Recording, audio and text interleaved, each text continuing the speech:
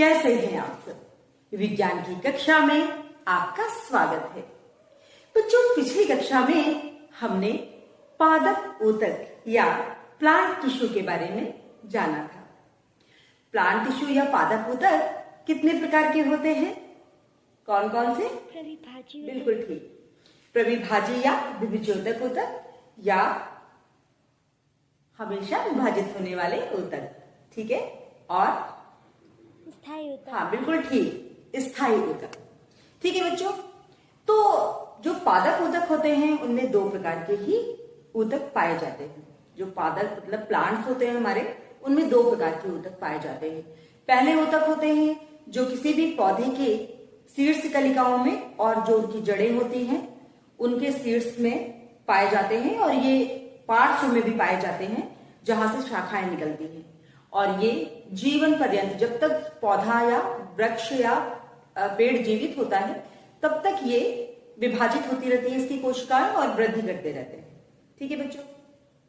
अब इन्हीं कोशिकाओं के विभाजन के स्वरूप कुछ ऐसी कोशिकाओं के समूह बच जाते हैं जो अपनी विभाजन क्षमता को खो देते हैं, लेकिन ये कोशिकाओं के समूह कुछ विशिष्ट कार्यों को संपादित करते हैं, जैसे संवहन करना या पौधे को दृढ़ता प्रदान करना या और भी कई सारे कार्य।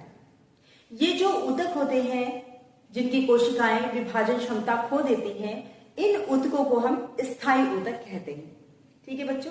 तो समझ में आ गया। पहला ऊतक है विभाज्योतक या प्रविभाज्य ऊतक, जिसकी कोशिकाएं सदैव विभाजित होती रहती हैं और पौधों की वृद्धि करती रहती है। दूसरे ऊतक हैं स्थायी ऊतक। स्थायी ऊतक बच्चों दो प्रकार के होते हैं।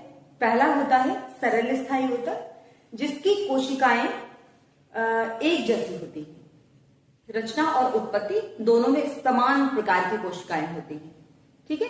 और दूसरा होता है जटिल ऊतक।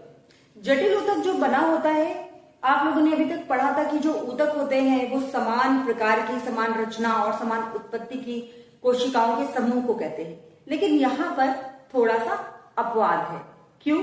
क्योंकि समान प्रकार की रचनाएं यहाँ पर नहीं होती।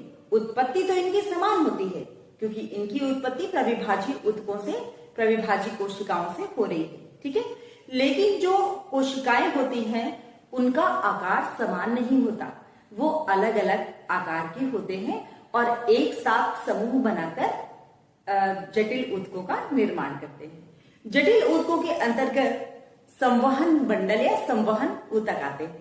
इन संवहन ऊतक को भी हम दो भागों में विभाजित करते हैं, जाइलम ऊतक और फ्लोएम ऊतक। जाइलम ऊतक क्या करता है? जल का और खनिज लवणों का पूरे शरीर में, पौधे के पूरे शरीर में संवहन करता है, उसे पहुंचाता है। जड़ों से लेता हुआ पूरे उसकी बॉडी में हर भाग में पहुंचाता है। और फ्लोएम ऊतक क्या करता है? खाद्य पदार्थ जो कि पत्तियां तैयार करती हैं, सूर्य के प्रकाश में प्रकाश संश्लेषण की क्रिया के द्वारा उस खाद्य पदार्थों को पूरे शरीर में पहुंचाता है, यहाँ तक कि जड़ों में भी पहुंचाता है।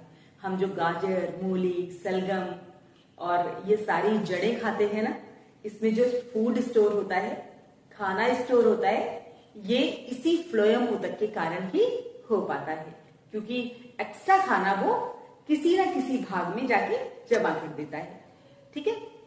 इन दोनों को मिला के हम कहते हैं संवहन ऊतक, ठीक है बच्चों। अब आज हम कुछ प्रयोगों को जानेंगे कि कैसे हम जानेंगे कि जो प्रविभाज्य ऊतक है, विभाज्योतक ऊतक है, ये तने की या फिर जड़ों की शीर्ष, जो शीर्ष कलिकाएं होती है वहां पर होता है, कैसे जानेंगे? तो आप ऐसे कर सकते हैं कि आप दो कोई पौधे ले लीजिए, ठीक है। अब दोनों पौधों में से बिल्कुल समान साइज, आप साइज जो हो लगभग एक जैसे समान साइज के पौधे लें और एक जैसे ही पौधे लीजिए। जैसे आपने अगर अमरूद का पौधा लिया तो आप अमरूद का ले लीजिए, आपने अगर आम का लिया तो आम का ले लीजिए, एक जैसे पौधे ले लीजिए कोई भी। अब क्या करेंगे, जो उस पौधे की जो शीर्ष टिप होगी तने की, ठीक है, जहां पे शीर्ष कलिकाएं निकलती है, हम उसे एक पौधे की काट देंगे, ठीक है। आप देखेंगे, आप जब 4-5 दिन, 1 महीने, आप जितने दिन उसको ऑब्जर्व करना चाहें आप ऑब्जर्व कर सकते हैं। मेरे हिसाब से आप उसे कम से कम 10 दिन देखिए, 10 दिन में आपको रिजल्ट मिल जाएगा।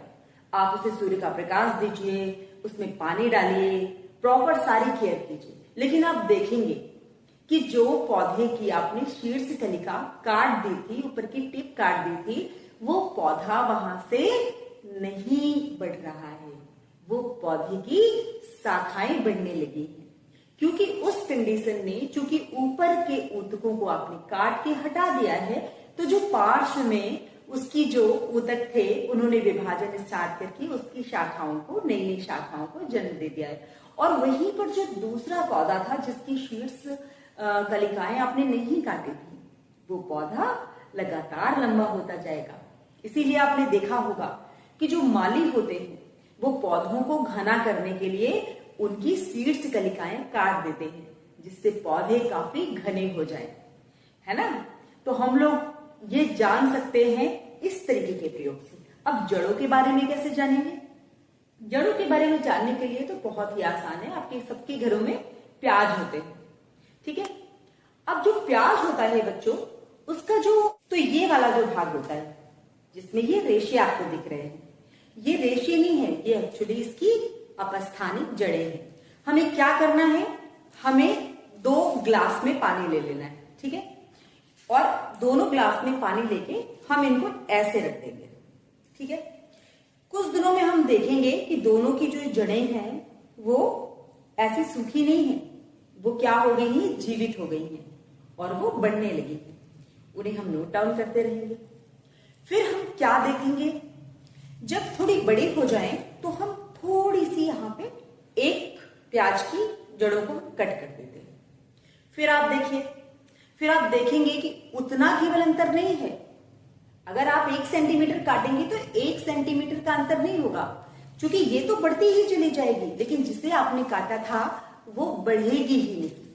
तो आप समझ जाएंगे कि ये जो होते हैं ऊतक, ये सीड्स, जो जड़ें होती हैं उनके सीड्स भाग में होते हैं। इसी तरीके से पौधों की भी जो तने होते हैं उनके सीड्स भाग में होते हैं, ठीक है बच्चों। तो ये प्रैक्टिकल हो गया। अब आ जाते हैं हम लोग नेक्स्ट प्रैक्टिकल करने के लिए। अब स्थायी ऊतक हैं पौधों के अंदर, कैसे काम करते हैं हमें कैसे जानेंगे। तो आप क्या कर लीजिए बच्चों, गुल मेहंदी का या फिर टमाटर का कोई पौधा जड़ से उखाड़ लीजिए, ठीक है। अब क्या करेंगे, इस पौधे की जड़ को एक किसी बर्तन में पानी ले लीजिए और पानी को मतलब एक टब ले लीजिए छोटा और उसमें पानी ले लीजिए। उसमें कुछ लाल रंग की जो स्याही आती है वो डाल के उसे हम लाल कर लेंगे। और उन दोनों की जड़ों को, अगर आप टमाटर का पौधा ले रहे हैं तो टमाटर के पौधे को, अदरवाइज गुल मेहंदी का पौधा ले रहे हैं तो उसको, उनकी जड़ों को उसमें करीब 12 से 15 घंटे के लिए छोड़ दीजिए। 12 से 15 घंटे बाद जब आप उस पौधे के तने को काटेंगे तो आपको चित्र के अनुसार कुछ गुलाबी गुलाबी से स्पॉट्स दिखाई देंगे। ये गुलाबी स्पॉट्स संवहन बंडल या संवहन ऊतक है। तो समझ में आ गया ना कि किस तरीके से हमारी जो जड़ें हैं वो किस तरीके से पानी का संवहन करती हैं, और जो संवहन पुल हैं वो तनों में, जड़ों में, सब जगह पे आपको स्पष्ट इस तरीके से दिख सकते हैं, ठीक है बच्चों।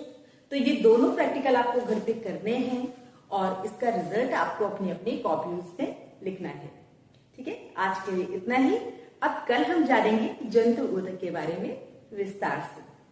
तब तक पढ़ते रहिए, स्वस्थ रहिए, सुरक्षित रहिए। अब मिलते हैं अगली कक्षा में। Bye bye. Bye bye.